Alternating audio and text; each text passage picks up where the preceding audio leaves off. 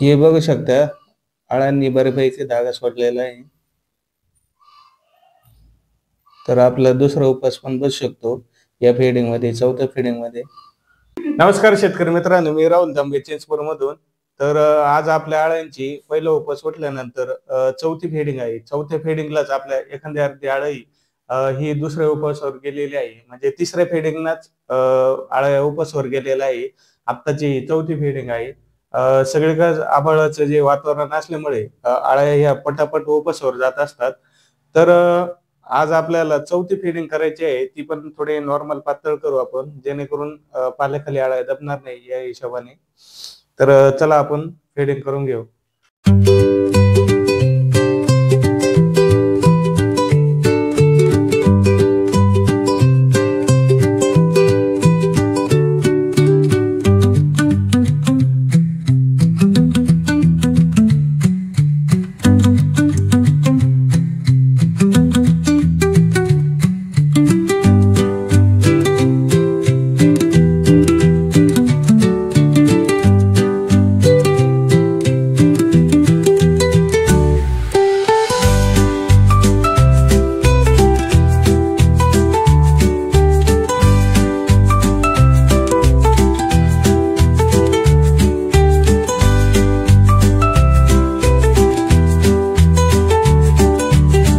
व्हिडिओमध्ये तुम्ही बघू शकता अळ्यांची कंडिशन.